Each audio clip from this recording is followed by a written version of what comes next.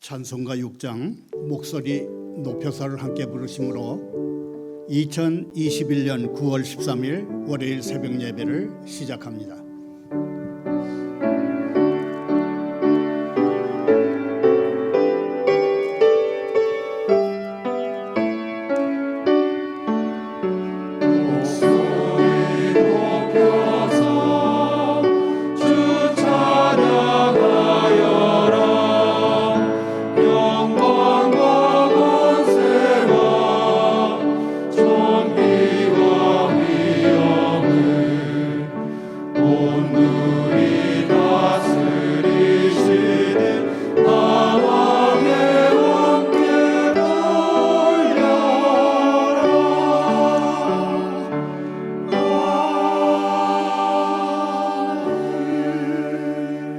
계속해서 94장입니다. 함께 부릅니다.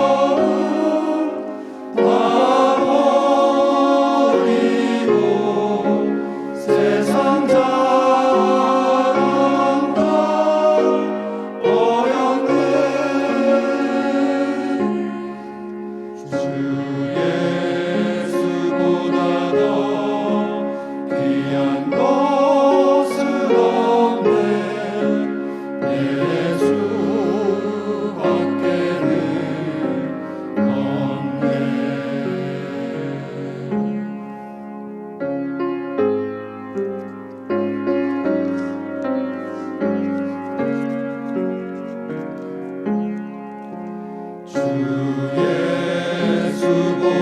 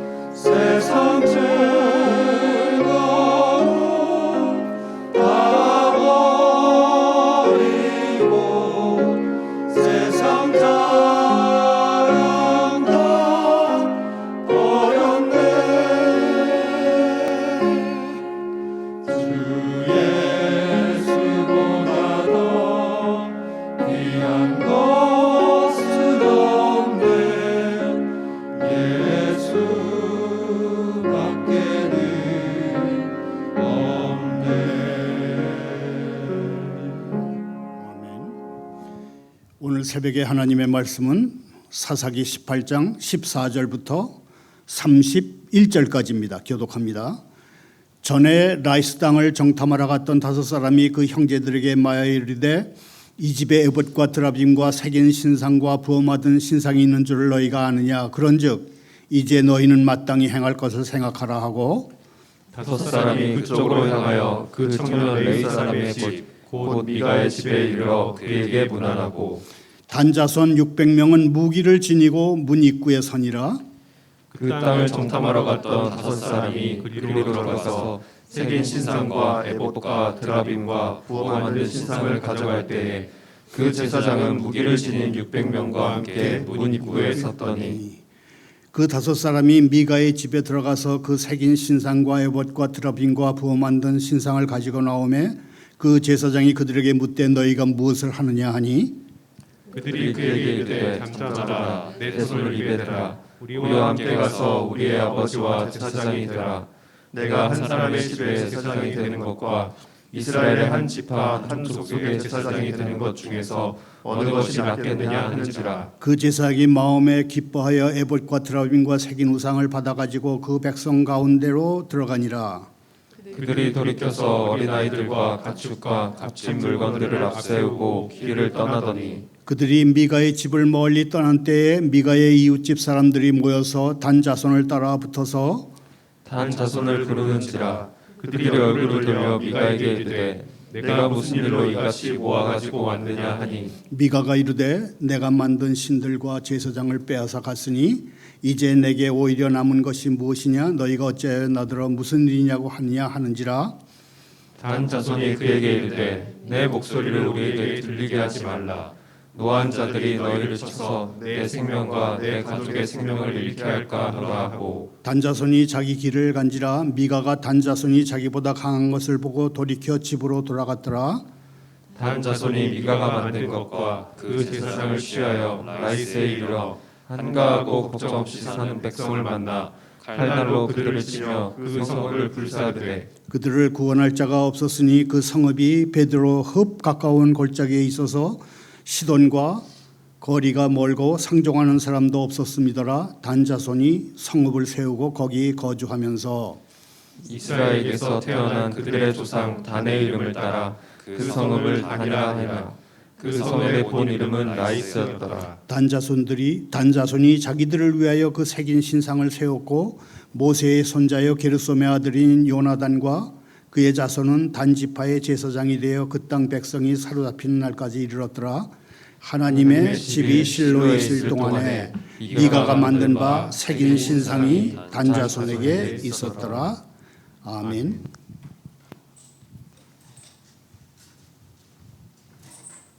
하나님 아버지, 주님을 찬미하도록 도와주십시오. 인도받고 사랑받고 용서받으며 살던 이 지상의 날이 끝나고 하늘의 찬양과 저희의 찬양이 하나 되어 울려 퍼질 때까지 주님을 찬양하도록 도와주십시오.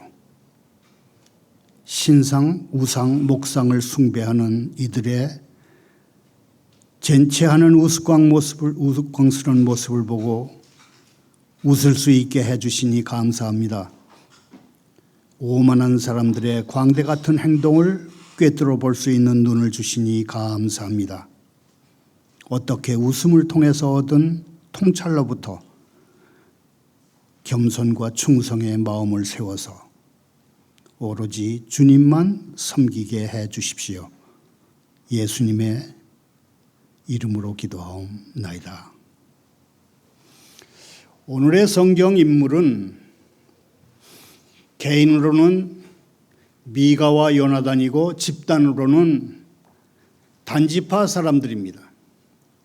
이 시간에는 메시지의 집중을 위해서 단지파 사람들을 중심으로 이야기를 펼쳐보고자 합니다.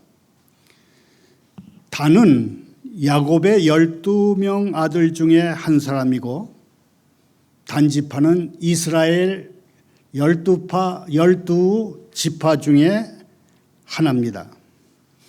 대단히 불명예스럽게도 하나님을 떠나 불순종하는 이스라엘 백성이 어떤 모습으로 살아가는지를 가장 잘 보여주는 사람들이 바로 이 단지파 사람들입니다.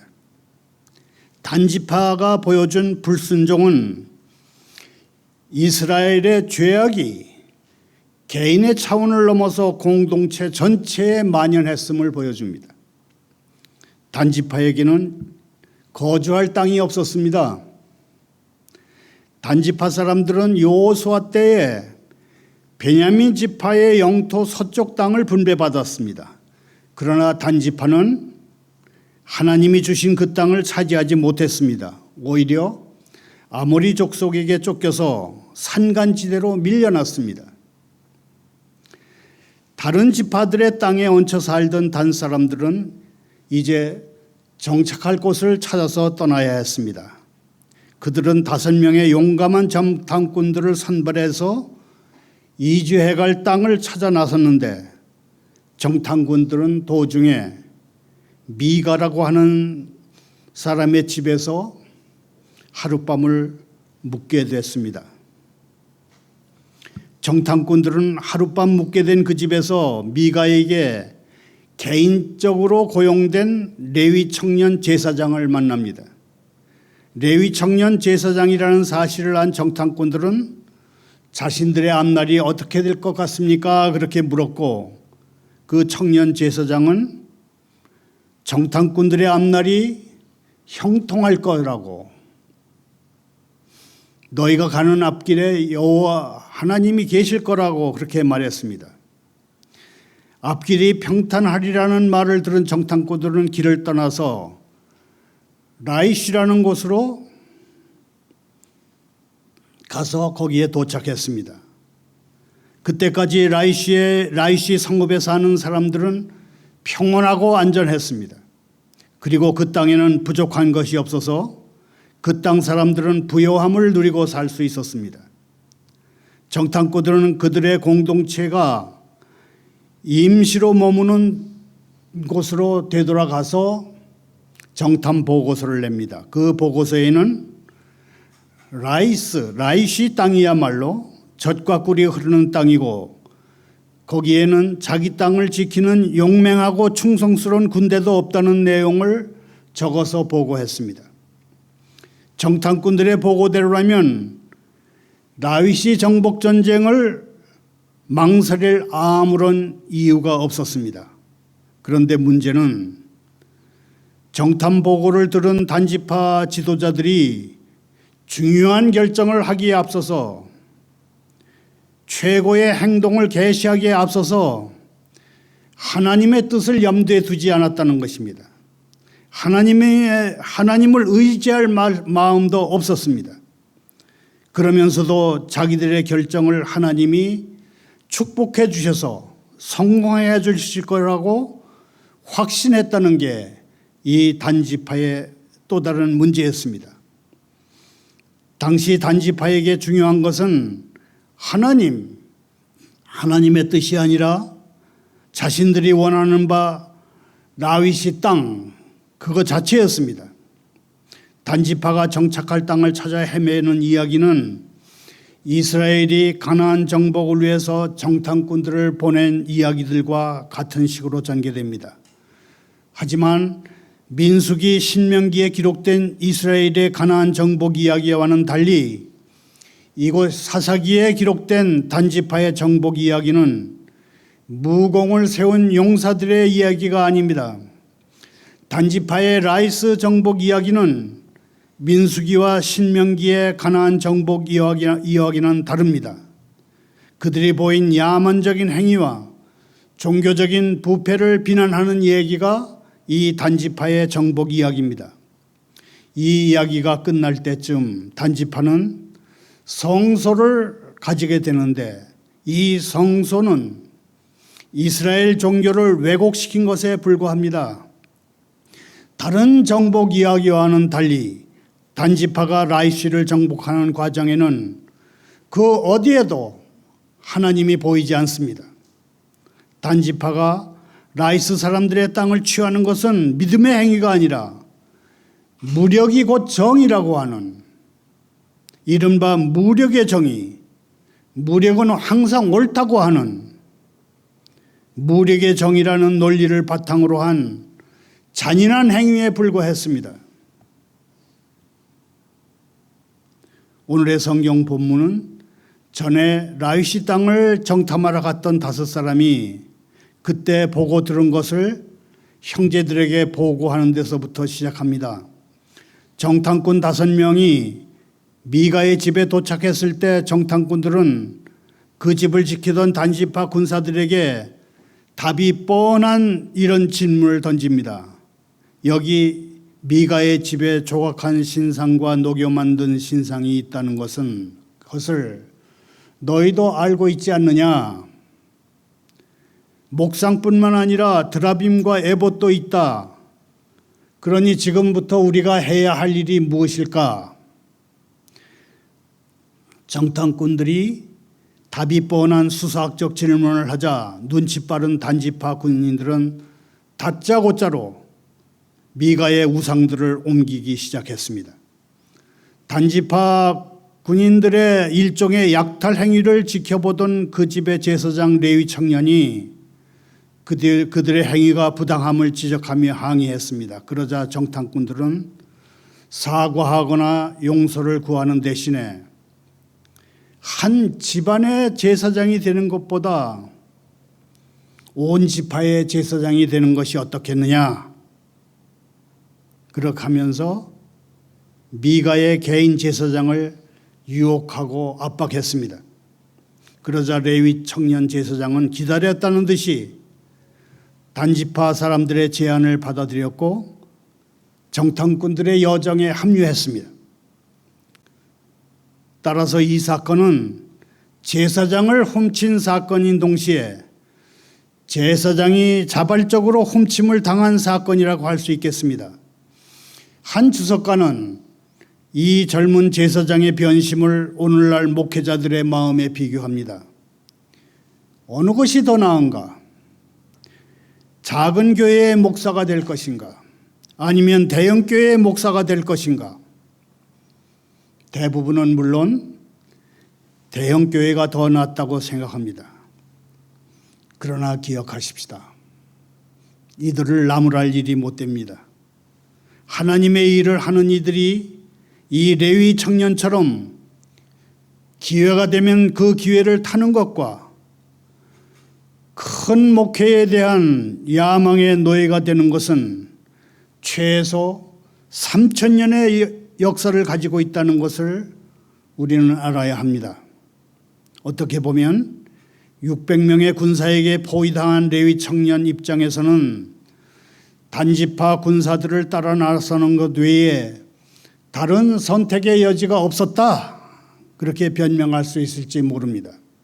하지만 그 제사장이 단지파 군인들의 제안이 마음에 들어서 기뻐했다는 구절이 있고 또 단지파 사람들을 뒤따라갈 때에 스스로 알아서 에봇과 그라빔과 은을 입은 목상을 챙겨간 것은 문제가 아닐 수 없습니다.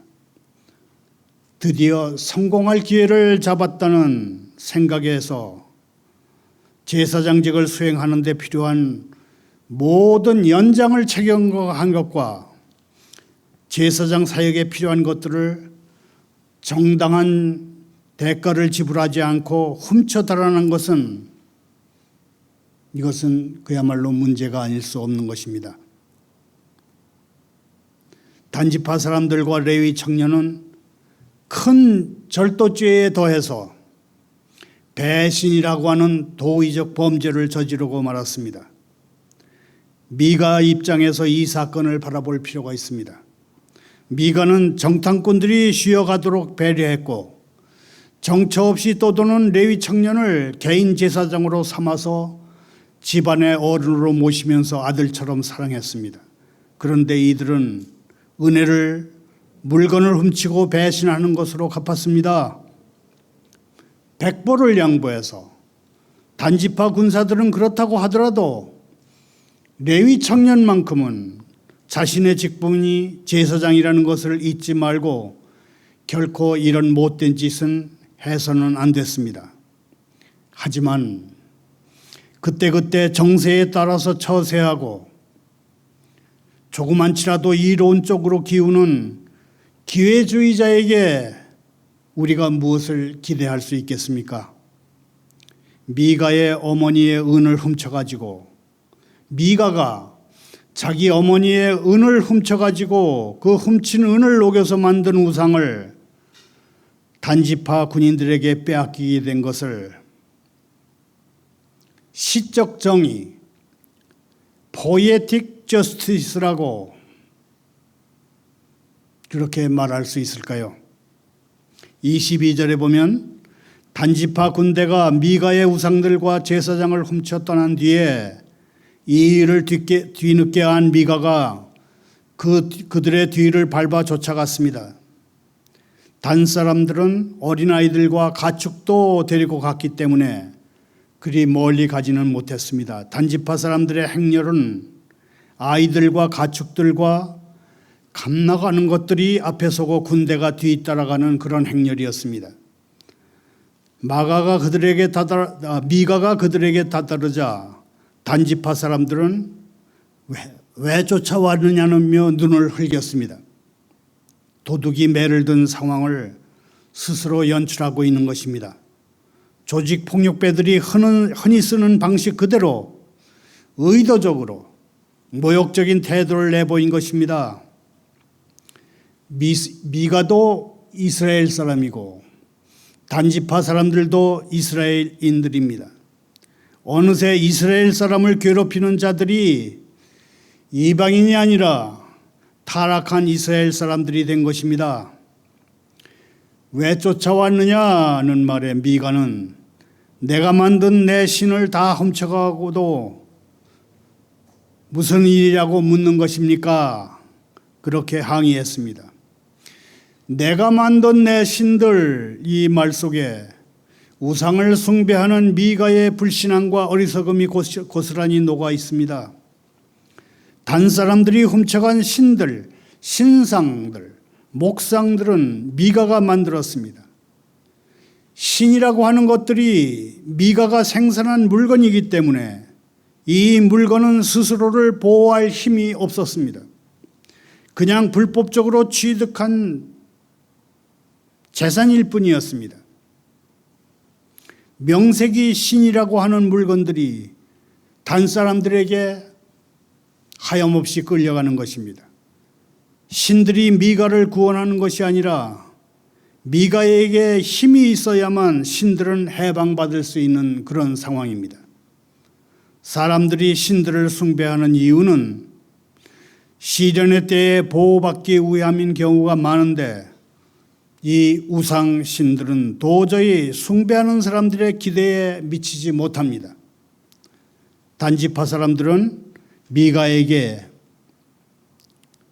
입 닫고 조용히 돌아가라.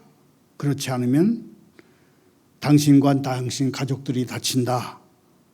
그렇게 협박했고 미가는 역부족을 절감하며 말없이 집으로 돌아갔습니다. 미가는 비싼 돈을 들여서 만든 우상들을 빼앗겼을 뿐만 아니라 가정의 어른으로 모시면서 동시에 아들처럼 아꼈던 청년 제사장의 배신도 경험한 것입니다. 미가는 레위 청년을 개인 제사장으로 영입하면서 여호와 하나님이 내리시는 복락을 기대했을 텐데 현실적으로 미가에게 임한 것은 재산 몰수와 배신을 통한 하나님의 심판이었습니다. 미가, 레위 청년, 단지파 사람들의 이 이야기는 당시 이스라엘에는 도덕도 올바른 가치관도 없을 뿐만 아니라 하나님을 두려워하는 분위기도 없었음을 넌지시 그려냅니다. 사람들이 하나님의 기준대로 살지 않고 각자 자기 소견에 옳은 대로 행동하면 어떻게 되는지를 알려주는 것이 이 사사기의 내용입니다. 27절을 보면 미가의 신상들과 제사장을 앞세운 단지파 사람들은 마침내 라이시를 습격해서 한가하고 평화롭게 사는 그곳 백성들을 쳐 죽이고 그들의 성에 불을 질렀습니다. 단지파 사람들의 행동은 겉으로 보면 이스라엘 백성이 가나안 족속을 쫓아내고 가나안 땅을 정복해 나가던 모습과 비슷합니다. 그러나 실제로는 정반대입니다. 단지파 사람들은 여호와의 법궤 대신에 훔친 우상들과 타락한 제사장을 앞세워놓고 자기들 욕심에 따라 땅을 차지하고 도시를 세웠습니다. 이 전쟁은 하나님의 거룩한 전쟁과는 너무나 거리가 먼 한낱 폭력을 동원한 파괴와 탈취의 난동 같은 것이었습니다. 우리는 이 단지파 사람들을 통해서 명목상 하나님의 백성일 뿐 실상은 본분을 이룬 하나님의 백성, 즉 온전한 의무를 망각한 하나님의 백성이 자기 배를 우상 삼아 살아가는 모습을 봅니다. 우리의 모든 의무, whole duty는 단 3가지로 되어 있습니다. 자기에게는 진지하게, 이웃에게는 의롭게, 하나님께는 경건하게 생활하는 것이 우리의 의무의 전부입니다. 자막을 따라 함께 읽으면서 정리해 봅니다. 우리의 모든 의무는 단 3가지. 자기에게는 진지하게, 이웃에게는 의롭게, 하나님께는 경건하게 생활하는 일이다. 여호와를 경외하고 그분의 명령들을 지키는 것이 우리의 본분입니다. 단 사람들은 라이스 땅을 정복한 뒤에 그 성읍을 자신들의 조상 이름을 따서 단, 댄 그렇게 불렀습니다. 그리고 그곳에 신상을 세우고 미가의 집에서 데려온 레위 청년을 제사장으로 세웠습니다. 이때 레위 청년 제사장의 이름이 처음으로 밝혀집니다. 그는 모세의 손자이고 게르솜의 아들인 요나단이었습니다. 요나단이라고 하는 이름은 구약에서 흔한 이름이지만 성경에서는 처음으로 이곳에 등장한다고 합니다. 모세의 자손이 이런 짓을 하다니요. 랍비들도 모세의 자손이 이런 짓을 했다는 사실을 받아들이기 어려웠던 것 같습니다. 그래서 모세의 이름 중간에 넌이라고 하는 히브리어 단어를 집어넣어서 윗글자를 삽입해서 모세를 므네세로 바꿨다. 그렇게 학자들은 얘기합니다. 요나단 지파라 불러야 할 사람들이 므낫세 집안의 조상이 된 것입니다. 요나단과 그의 후손이 단 지파의 제사장으로 사역한 기간이 그 땅 사람들이 포로로 잡혀갈 때까지였습니다. 말을 맺습니다. 사사기 18장 18절부터 20절을 다시 읽겠습니다. 그 5사람이 미가의 집에 들어가서 그 새긴 신상과 에봇과 드라빔과 부어 만든 신상을 가지고 나오매 그 제사장이 그들에게 묻되 너희가 무엇을 하느냐 하니 그들이 그에게 이르되 잠잠하라 내 손을 입에 대라 우리와 함께 가서 우리의 아버지와 제사장이 되라. 네가 한 사람의 집에 제사장이 되는 것과 이스라엘의 한 지파 한 족속의 제사장이 되는 것 중에서 어느 것이 낫겠느냐 하는지라. 그 제사장이 마음에 기뻐하여 에봇과 드라빔과 새긴 우상을 받아가지고 그 백성 가운데로 들어가니라. 단 백성이 된 겁니다.